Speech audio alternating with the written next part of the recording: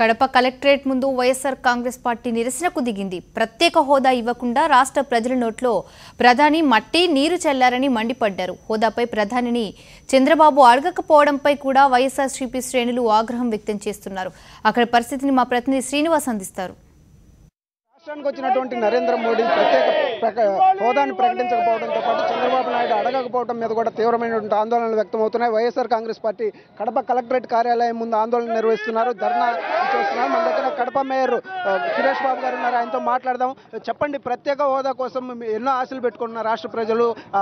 హోదా అనేటువంటి మాట అక్కడ వినిపించినటువంటి పరిస్థితి నిన్న కనిపించింది. ఏ విధంగా భావిస్తున్నారు? నిజంగా చాలా దారుణమైన విషయం.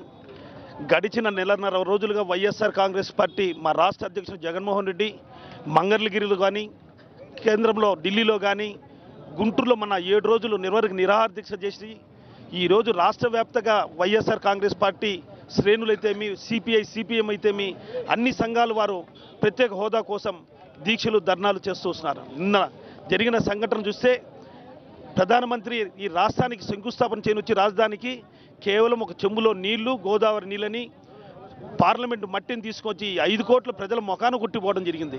నిజంగా ఒక్కతూరు ఆలోచన చేస్తే బీజేపీలు హిందుత్వం అని మాట మాట్లాడే వ్యక్తి అయితే, అంత హిందూ దేవుళ్ళ మీద అంత ప్రేమ ఉండేవాడైతే ఎన్నికల ముందు నువ్వు 18 నెలల కిందట ఇదే ఈ రాష్ట్రానికి వచ్చి పవిత్రమైన దేవస్థానమైనటువంటి తిరుమల దేవస్థానం కాడికి వచ్చి నువ్వు ఆ గడప మీద నిలబడుకొని 10 ఏళ్ళు కాదు 15 ఏళ్ళు హోదా ఇస్తానని చెప్పి పలికి అబద్ధాలు చెప్పి నిన్న నువ్వు రాజధానికి వచ్చి మళ్ళా తిరుమలేశ్వరి వెంకటేశ్వర స్వామి దర్శనానికి పోయి నేను తప్పు చేశాను ముక్కొని వినవని ఒక మాట చెప్పు. కేవలం నువ్వు రాష్ట్ర రాజకీయాలను చెడగొట్టేదానికి, రాష్ట్ర ప్రజల్ని మభ్యపెట్టడానికి ఎన్నికల్లో ఓట్ల నోటు కోసం వచ్చావు. నిన్న నువ్వు వచ్చిన విషయం చూస్తే కేవలం కేసీఆర్ చంద్రశేఖరరావుని, చంద్రబాబు నాయుడిని ఇద్దరు బాబు బ్రదర్స్ని కలిపేదానికి వచ్చి చంద్రబాబు నాయుడు మనవను చూసి వచ్చిన దానికి ఉంది తప్ప ఈ రాష్ట్రానికి ప్రత్యేక హోదా ఇస్తాని ఒక్క మాట కూడా చెప్పకుండా పోవడం చాలా దారుణమైన విషయం. ఖచ్చితంగా దీన్ని తీవ్రంగా మేము ఖండిస్తున్నాం. రాష్ట్ర ప్రజలందరూ నిన్న టీవీల కాడ లక్షల మంది వేచించారు, ప్రత్యేక హోదా కల్పిస్తారు ఈ రాష్ట్రానికి అని.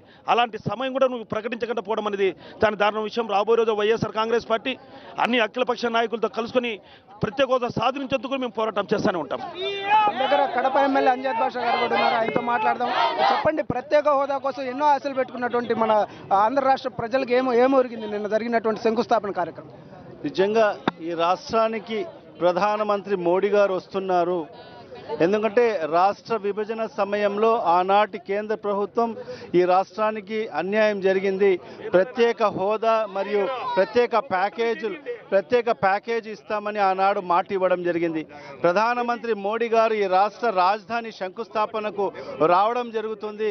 ఖచ్చితంగా ఈ రాష్ట్ర ప్రజలకు మేలు జరుగుతుంది, రాష్ట్రానికి మేలు జరుగుతుందని 5 కోట్ల ఆంధ్రులందరూ కూడా ఎదురు చూడడం జరిగింది. అందరూ కూడా నిన్న దసరా పండగ ఉన్నా కూడా అందరూ కూడా పొద్దున 10 గంటల నుంచి సాయంకాలం 2:30-3 గంటల వరకు టీవీలో కాడ చూస్తూ ఖచ్చితంగా ప్రధానమంత్రి మోడీ గారు ఈ రాష్ట్రానికి మేలు చేకూర్చే విధంగా ప్రత్యేక హోదా మరియు ప్రత్యేక ప్యాకేజీలు ఖచ్చితంగా ప్రకటన చేస్తారని అందరూ కూడా ఆశ చూశారు.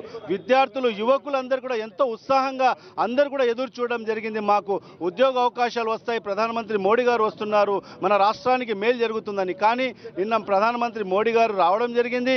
కేవలం ఢిల్లీ నుంచి ఒక చెంబులో నీళ్లు, ఒక చెంబులో మట్టి తీసుకొచ్చి 5 కోట్ల ఆంధ్రుల ముఖాన చల్లేసి వెళ్ళిపోవడం జరిగింది. ఇది చాలా దారుణం. మేము వైఎస్ఆర్ కాంగ్రెస్ పార్టీ నుంచి మేము తీవ్రంగా ఖండిస్తున్నాం. కానీ ఎక్కడ కూడా నిన్న ముఖ్యమంత్రి గారు కూడా అక్కడ సభలో కూడా మాట్లాడుతూ ఎక్కడ కూడా ఈ రాష్ట్రానికి అన్యాయం జరుగుతుంది, మీరు ఈ రాష్ట్రానికి ప్రత్యేక హోదా కల్పించని అడగని పరిస్థితులు మనం నిన్న చూడడం జరిగింది. కానీ ఇలాంటి పరిస్థితుల్లో ఖచ్చితంగా వైఎస్ఆర్ కాంగ్రెస్ పార్టీ మరియు అన్ని రాజకీయ నాయకులందరూ కూడా ఒక నెల పాటు అందరూ కూడా ఉద్యమాలు చేయడం జరుగుతుంది ఆంధ్ర రాష్ట్రంలో, ఈ రాష్ట్రానికి ప్రత్యేక హోదా కల్పించండి అని.